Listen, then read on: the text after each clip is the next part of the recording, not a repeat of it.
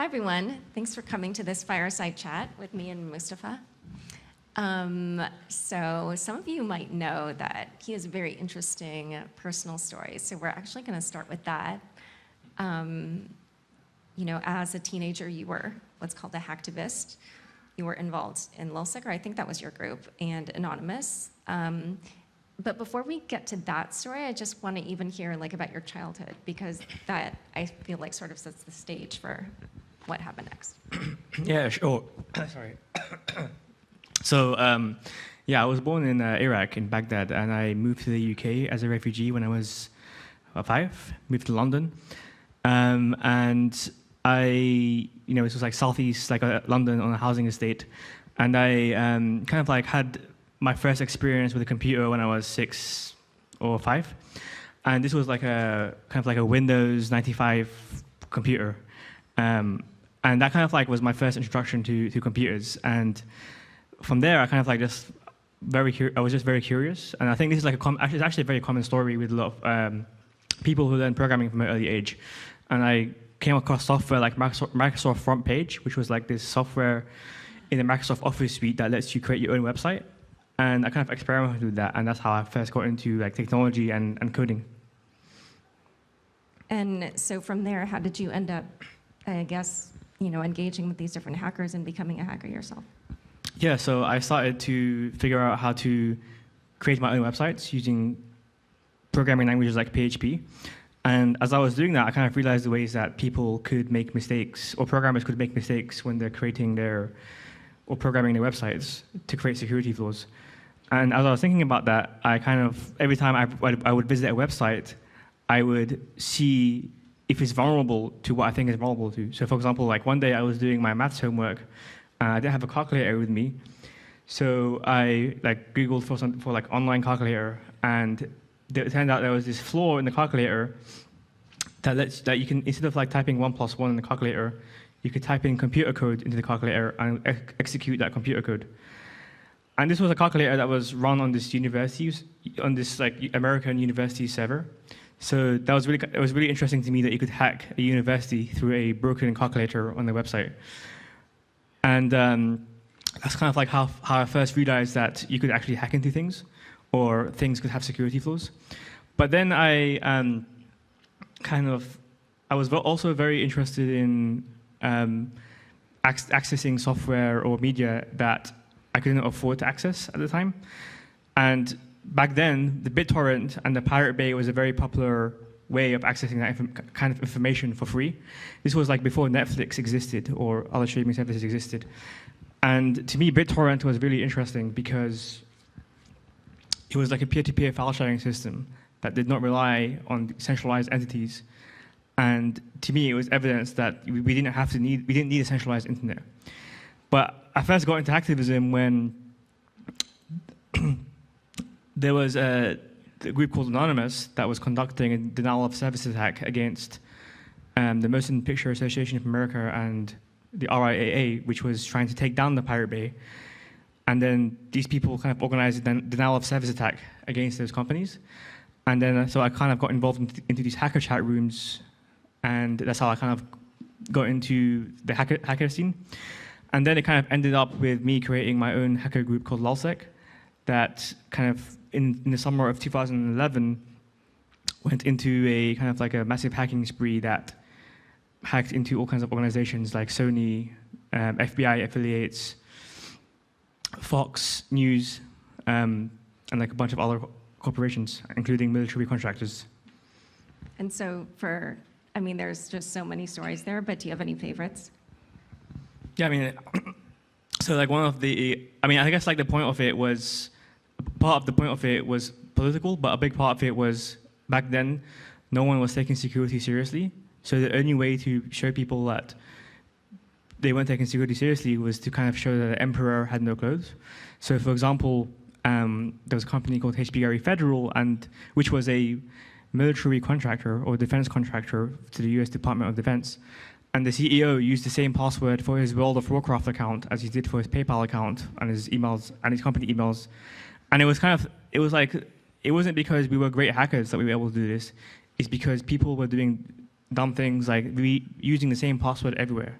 for example, or their websites were vulnerable to very basic vulnerabilities that everyone knows exists. But no one had the balls at the time to kind of like actually hack those companies and show that the emperor had no clothes. So it's kind of like a issue that everyone knew existed, but couldn't do anything about it. And since that was like a government contractor, did they end up just getting no more work from the? I mean, that seems like a really bad breach. Yeah, I mean, the CEO had to end up resigning, and I think there was like an investigation into them in Congress about how that happened. And you were how old when you did that? This was when I was 15 to 16. I love it. I love it. And I mean, there are so many others. Like I listed a bunch, and you could really pick any other story that you want to tell. Like the Westboro Baptist Church was also kind of a funny one. Sony, there's another thing involving the Arab Spring that, yeah, I don't know if you want to tell another story. Yeah, so I mean, Sony was a fun one because this was in the summer of 2011. There was kind of like big hack. Like the PlayStation Network was down for like a month, and like a lot of kids everywhere were really angry that the PlayStation Network was down. But Sony is a perfect hacker target, or was a perfect hacker target at the time, because they just had prosecuted George Hotz for breaking the DRM of the Sony, and because he managed to install Linux on the PS3, and because it was such a great hacker target, like Sony was hacked around 30 times, or like in the summer of 2011, and they were hacked so many times by all these different people that it kind of like became a game to see who can hack them the most. So someone was keeping track, and it was like we hacked them 7 times, and this other hacker hacked them 6 times. So it was kind of like we won the race against this other hacker to see who can hack them the most in different ways. Like, you know, you have like Sony Pictures, Sony Music. They have so many different areas of their business, and so many like such a big attack surface to attack. Westboro Baptist Church was also a fun one. So Westboro Baptist Church is this really controversial kind of hate group in the U.S. that pickets, for example, the funerals of dead soldiers to say that they deserve to die because they were gay, and that kind of thing. And they kind of put out a press release challenging us to hack them. I think it makes sense for them because they need attention, but we managed to kind of hack them and hack their website on a live radio show. And it was kind of like they were being interviewed, and in the middle of the radio show, we kind of like put up, defaced their webpage, and then that video online, you can watch that video on YouTube. It's got like 3 million views on YouTube. I love it. I love it. This is just so interesting because you were a teenager, as we mentioned, and so then at the age of 16, you got arrested. How did that happen, and what was that like? Yeah, so I was arrested, and it turned out that there was an FBI informant in the group. He wasn't originally an FBI informant, but because he had 2 children that he was looking after, when he was caught by the FBI, he kind of turned into an informant that was logging everyone's chats in the chat rooms. And yeah, so I was arrested when I was 16, 1 month after I finished my exams. So that's pretty convenient, because if it was before, then it would have been more annoying. But and then I was arrested, and I was taken to like a police station, and they did like a separate charge for each pack. So they had like 80 charges, and they have to arrest you for each charge. So every time they arrest you, they have to caution you by saying something along the lines of, "You're not under arrest for this. You don't have to say anything, but if you do not say something that you later rely on in court, then this might harm your defense." They had to say that. They were supposed to say that 80 times for each arrest. But I gave a no-comment interview, so my answer to each question they were asking was like no comment, because that's what I was advised by my lawyer to do. But they only managed to finish arresting me 40 times instead of 80 times, because there was a time limit to how long you can keep someone under 18 in custody without charging them. And unless it was for terrorism, or unless I had some excuse like I was a terrorist or something, which I wasn't. And so they didn't manage to finish arresting me. I can't even imagine what your parents must have thought. They probably were just like, what is going on? Yeah, they had no idea. All right, so clearly he's got a colorful history, and then he gets into crypto. So you got into Bitcoin. How did you go from that to getting into Bitcoin? Yeah, I mean, I was kind of like very naturally interested in Bitcoin because of my interest in BitTorrent and the Pirate Bay. Like when I was using BitTorrent, which was just a peer-to-peer file sharing system, I was interested to see, okay, like we can have decentralized file sharing. What else can be decentralized?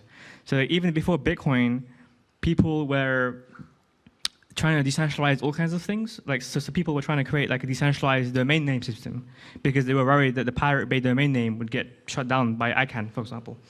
They were trying to create like decentralized social media because they thought like Facebook would censor stuff during the Arab Spring, for example, or governments would try to censor that kind of thing.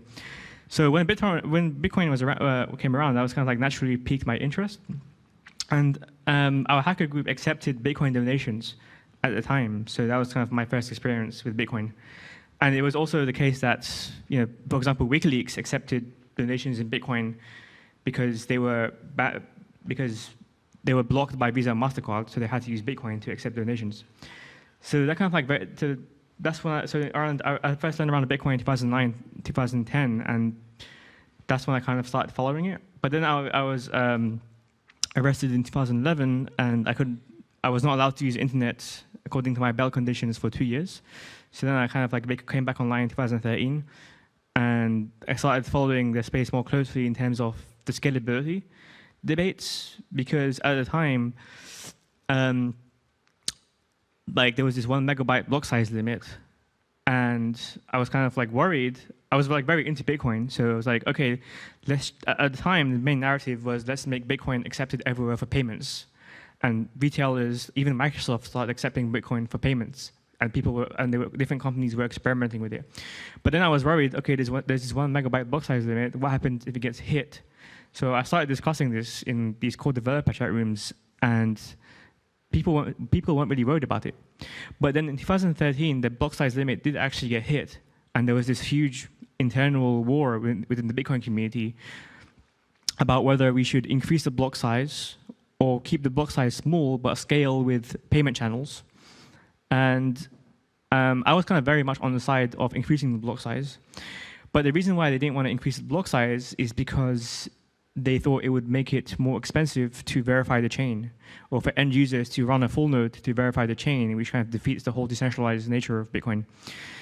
But in the Bitcoin white paper, Satoshi mentions this idea of fraud proofs, or what he calls alerts, which is the idea that a end user running a wallet on their phone, if even though they're not verifying every transaction in the chain, they could be alerted to an invalid block by a full node that has detected that is an invalid block. But this was like a very nascent idea that wasn't fully fleshed out, and there was problems to it, including the data availability problem. So then I kind of like decided to focus a lot on layer 1 scaling and how do we square this dilemma between decentralization and scalability. And so what year was that? So this was like 2013, 2014 when we started hitting the block size limit, and then in 2016 I started doing a PhD at UCL focusing on layer 1 scaling. Okay, yeah, because in my head at least the block size wars didn't get settled until 2017 with like Bitcoin Cash. And even now, sometimes they still flare up again in case of, I don't know, some of you might notice that. But I guess at that point, that brings us to Celestia. So how did you go from that point to founding Celestia? Yeah, so the current approach, or the current thinking around how we should scale layer 1s, especially within the Ethereum community around 2016, 2017, was mainly centered around this idea of sharding the chain. So the idea of sharding is like you have a layer 1 chain, but can we split up that chain into multiple chains that each have their own validators that can process transactions in parallel? And this was like what the original Ethereum 2.0 vision was. It was going to have like 1,024 shards. And I co-authored the first smart contract sharding paper called Chainspace during my time at UCL. But And that was later kind of spun out into a company that was acquired by Facebook. But when I was working on this, to me there was like there was a massive missing piece of the puzzle to making sharding work, and this is also known in the Ethereum community. And that piece of the puzzle was how do you basically how do you protect yourself, or how can a network protect itself from malicious shards? Because when you're sharding the chain, you're also sharding the security of the chain to all these shards. So like if you split up the chain into 10 chains, you're also kind of splitting up the security of the chain into 10 chains in some way. So you can't assume that every shard, like what happens if one of the shards is dishonest and starts like kind of infecting invalid state to all the shards? So the essential kind of like missing piece of the puzzle was a way to detect that shards were misbehaving. And that would basically, you would use fraud proofs to do that, which is the idea that Satoshi mentioned in his white paper when he released it in 2008, this idea of alerts. But the problem with fraud proofs or alerts is that you can't, if the malicious shard does not publish the data in that shard, then you can't prove that anything bad happened. You can't generate a fraud proof. So the missing piece to the puzzle was this data availability problem to make the whole system secure. So then I kind of started researching it, and I saw that Vitalik had done some thinking around that, and he had a note on GitHub to how that can be solved. And I started kind of chatting with him, and I kind of realized that this was actually a fundamental. I was surprised that people weren't talking about it more, because it was it's like such a fundamental element to blockchain scaling. And then I kind of realized, and I co-authored the paper with Vitalik on how to implement this and proving the security. And basic idea is that you can have data availability proofs to prove to other shards or to users that data is available. But then I kind of realized that data availability is actually the core primitive for blockchain. So at the time, people were thinking about blockchain scalability from a top-down perspective. Like, okay, we have shards, and how do we make them secure? But then at the bottom of the entire stack is data availability. So then I started thinking about it from the bottom. If you start from that, what do you get? Because it turns out that the core thing that a blockchain does is just a proof of publication. It's a proof of publication system, and that's what's mentioned in the Bitcoin white paper. Satoshi doesn't even mention the word blockchain in the white paper. He mentions a timestamping server. He refers to the Bitcoin system as a timestamping server where you publish data into it. So the core primitive of all of these things is this proof of publication system. And it turns out that if you scale that, that's all you need, and that's indeed the primitive to all rollups.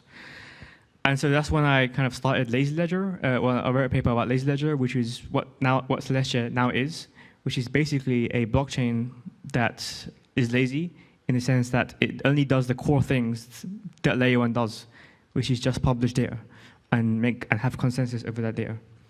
And that's what Celestia is. And it turns out if you just have that as a core primitive and scale it, then anyone can build anything on top of it. Yeah, I love how the two core pieces, one comes from Satoshi and the other from Vitalik, which is sort of a metaphor for crypto today generally. So we're going to talk more about Celestia, but before we go on a little bit further, can you just define, I'm sure a lot of people know, but just to level set that, what data availability sampling is? Sure. I mean, why don't I start with data availability? So as I mentioned, it's the core primitive of what a blockchain does. All a blockchain does is it's just basically a system that proves that some data has been published. And it tells you when that data has been published. So if you know that some data has been published, and you know when that data has been published, then you can you basically have a ledger in which you can build any decentralized application on top, including applications like cryptocurrency or payments. But what data availability sampling does is it allows users to verify that the data has actually been published without requiring users to actually download all the data themselves. Because if going back to this Bitcoin block size war, remember that the whole reason why the Bitcoin community did not want to increase the block size over 1 megabyte is because they were worried that if you make the blocks too big, then the only people that would be able to verify the chain are like big players who have access to data centers and big hardware. And if that's the case, then that kind of defeats the whole point of blockchains, because then you have to trust the miners, you have to trust the validators. If no one can verify the chain, then the miners basically have the freedom to change the rules of the chain, to print money, to change people's balances, for example. And the whole point of a blockchain is that you're not supposed to rely on any committee to enforce the protocol rules. It's like the end user who's verifying the chain directly should be able to enforce the protocol rules. So what data availability sampling allows you to do is it allows you to basically very efficiently, like an end user can very efficiently check that the data has been published without them having to download the whole data, which basically circumvents this original problem that Bitcoin community had with increasing the block size, because now you can increase the block size without damaging the ability for end users to actually verify that the chain is correct. Because now they can check the data is published, and if they know that the data is published, they know that someone can generate a fraud proof or prove that something bad happened on chain if the validators were dishonest. And so Celestia finally launched last fall. What do you feel has been going well, and what have you been surprised by? Yeah, so we launched October 31st on Halloween, and I think there's definitely been a massive expansion. I think I've definitely been surprised by the amount of like product market fit we've had, because when we launched, there were no chains at all that had the ability to support data blobs. Like this was before EIP 444. So when Celestia launched, there was this extremely pressing need in the industry that we just needed a place for these rollups to post data blobs cheaply. And so now we've seen kind of like an influx of rollups post their data to Celestia. There's something like 20 OP stack chains posting the data to Celestia right now, and many more in the pipeline. So there's this kind of like extreme kind of like product market fit, and so I think that's going well, especially with like I always kind of envisioned 2 years ago that like 3 years or even 3 years ago, my vision when I created Celestia was that one day you'll be able to go on some website and you'll be able to click a button and immediately launch a rollup, your own rollup, which is basically a virtual blockchain. And that's now possible today. And I didn't imagine that would happen that quickly.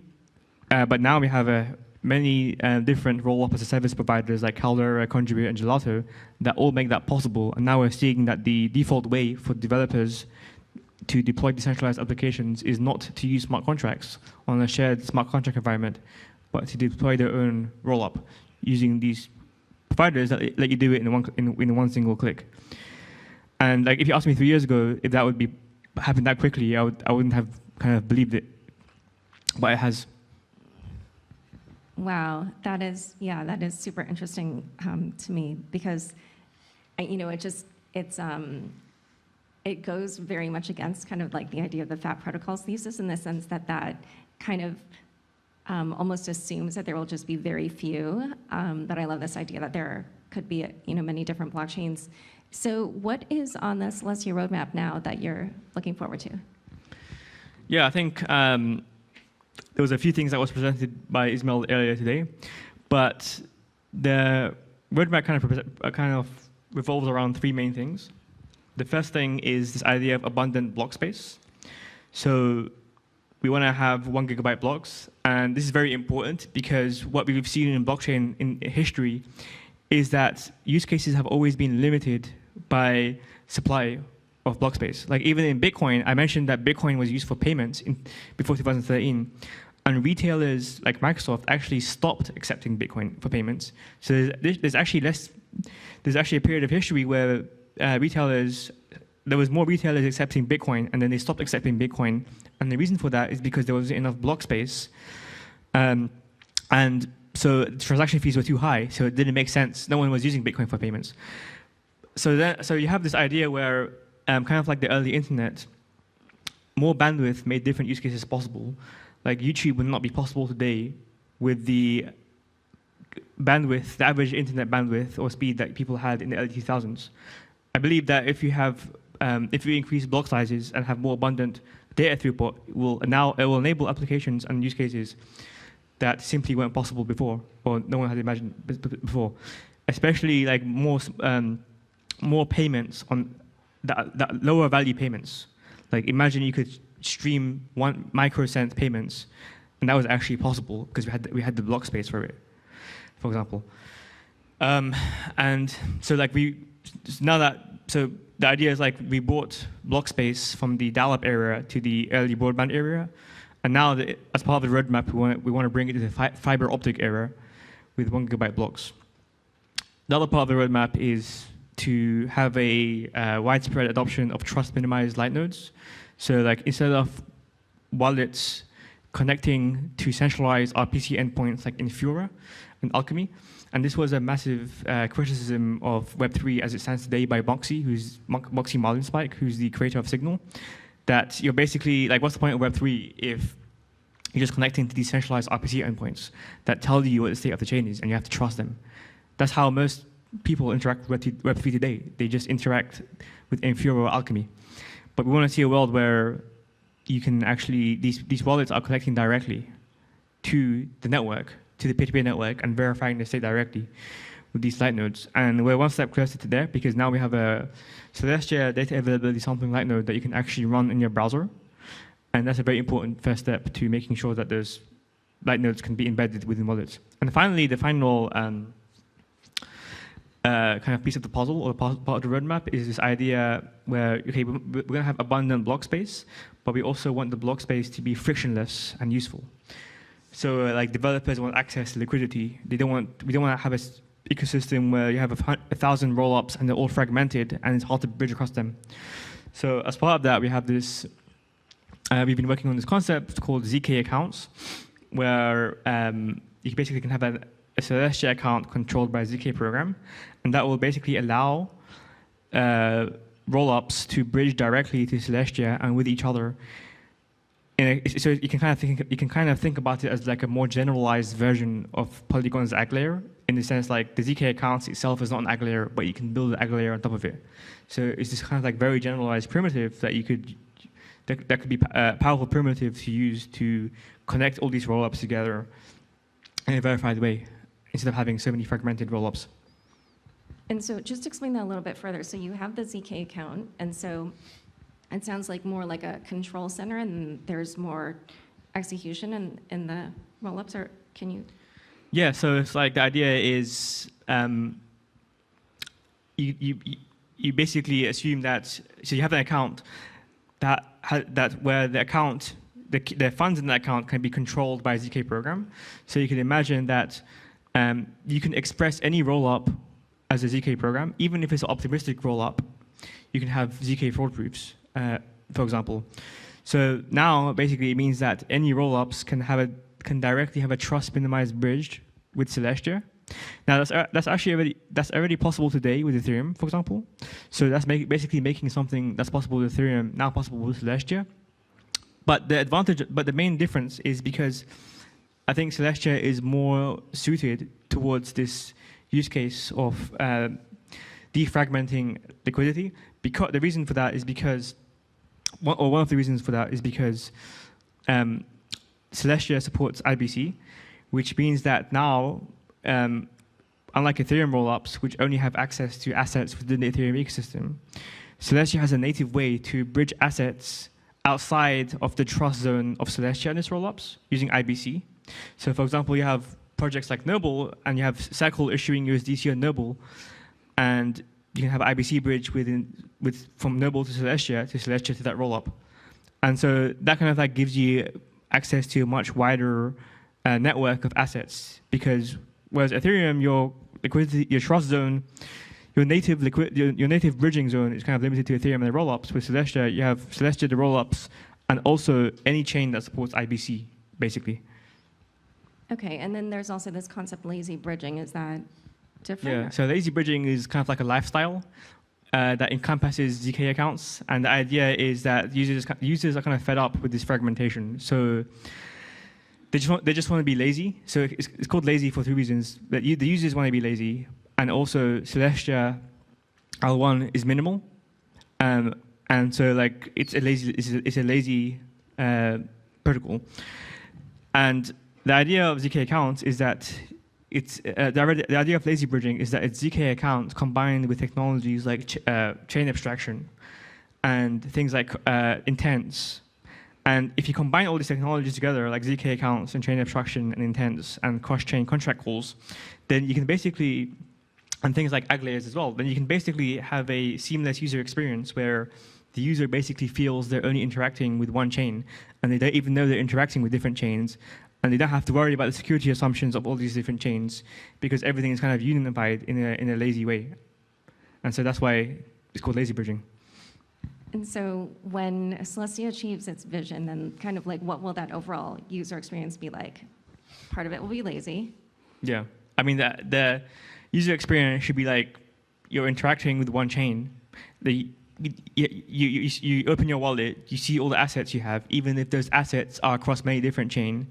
Let's say you have assets on 10 different chains. You want to use those assets to mint an NFT on some other chain. You shouldn't have to care what assets those chains are on.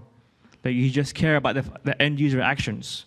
Like the chains should be completely abstracted to the user, similar to how like if you use the web today and you're using different websites on the web, the user has no idea what infrastructure those websites are using. Like they don't know if they're using Amazon AWS or Google Cloud.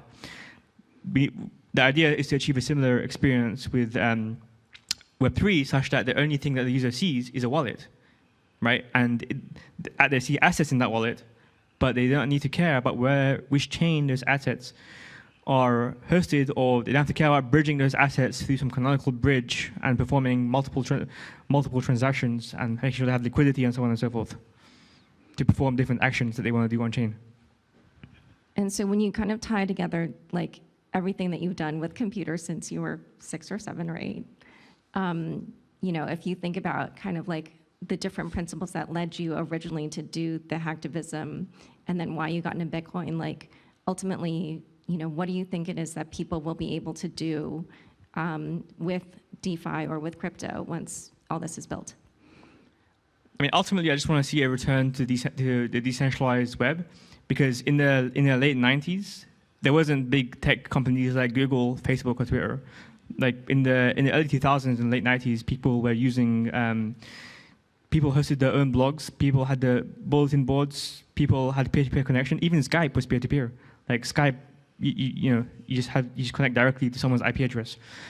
People were using RSE. So that was kind of like a internet that a lot of people miss. And now we have this very centralized internet controlled by 3 or 4 big companies like Facebook and Twitter and Google. So we've seen the pendulum swing between decentralization and centralization, and now we're starting to see the pendulum swing back from centralization to decentralization. And I think having abundant block space is vital to ensure that pendulum actually swings back, and so that the default way for people to develop applications is to simply deploy them on a blockchain, instead of being forced to insert themselves as intermediaries, because that's the only technology available. Like, it should be seamless to just create these services like Uber, Airbnb, or even social media by just deploying them on a blockchain with no intermediaries. And then, so for users, like right now, we, pay Uber to take our rides, or we give our data to Facebook or Twitter, and then they run ads against it. So that's the current web. And so we'll probably do very similar activities, but in a different way. So what will that look like? Well, it will look like you can have private payments where you can pay people directly without requiring Visa, MasterCard, or PayPal have access to your entire transaction history, for example.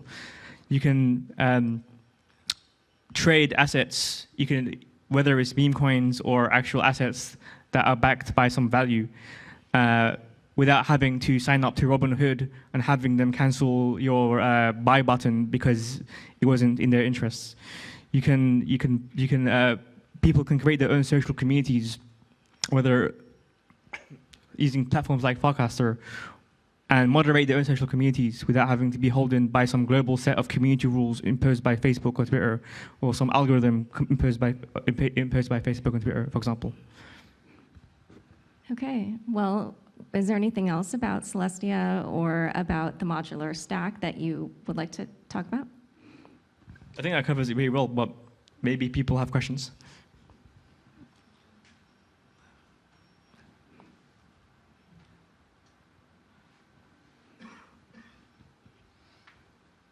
Nobody?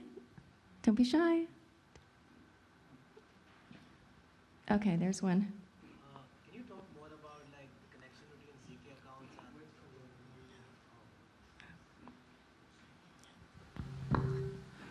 and can you talk more about the connection between ZK accounts and the Agler, which you mentioned?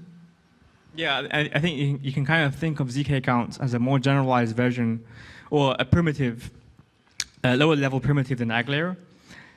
That you can build an Agler on top of a ZK account, because a ZK account is basically just a normal blockchain account that's controlled by a ZK program, and you can have multiple layers of ZK recursion on top of that ZK account. So it's basically, you can basically think the same way that Ethereum LA1 is a primitive that can be used to create an Agler. ZK accounts are also a very general primitive that can be used to create an Agler. So can chains like settle on Celestia after that? Well, I mean, settlement is a loaded term. Like we kind of like, you can argue settlement, but the way that we're looking at it is not as in like, we're not trying to pitch Celestia as some global settlement layer that competes with Ethereum. The way that we're looking at it is like developers have this need that they want to be able to have access to liquidity and have access to assets. And we're basically providing a basic kind of functionality or basic improvement to fulfill that need. But it's not the case that like Celestia is a settlement layer in the sense that Celestia will not have a DEX, will not have a Uniswap. So it's not like you're bridging it. It's not like it's way more limited than Ethereum. It's more likely the settlement layer will be something on top of Celestia using a ZK account, if that makes sense. Yeah, thank you. Anyone else?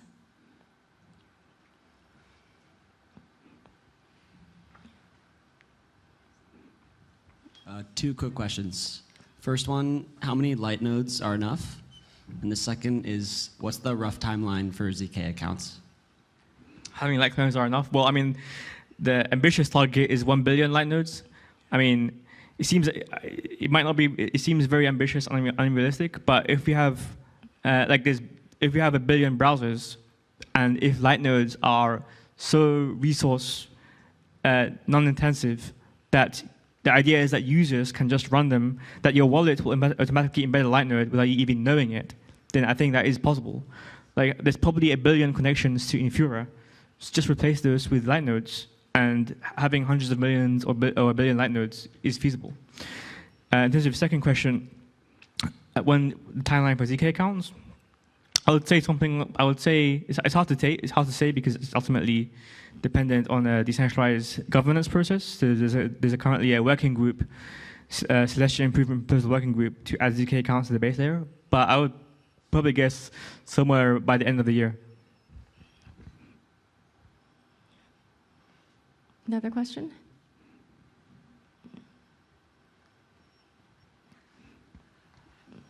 I wanted to ask also like something related to ZK accounts. So essentially, it feels like that ZK accounts not turn like, but add like a ZK like verification functionality like to Celestia. What do you think about also using like Celestia as for like a prover market, so that you like, because like essentially, right? So this like temporary storing like function is very good fit for like prover markets, because they only need to store like the live blue for like a short period of time, and it sort of like adds like another like value, and now you have like, you go like from modular to like integrated low, like if you can put so.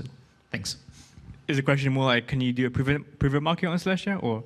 Well, yes, can you do that? And like, second, what do you think about it? Is it like a good idea in general, or like makes no sense? Yeah, I mean, I guess you could build a proof of market on Celestia, but I think more importantly that Celestia will heavily depend on proof of markets. I think proof of markets are a very important piece of the puzzle to making ZK accounts kind of like widely adopted. Because as we know, like proving ZK programs is very expensive. And I think teams like Succinct and Risk Zero are kind of doing good work there in terms of creating marketplaces or providing proving services to people that need them.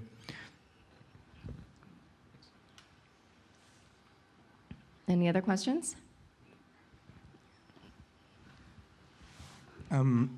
If sort of the whole technical roadmap of Celestia, like everything falls into place, what's sort of the next points that are sort of that's a friction point, or this worries me, like this needs more attention?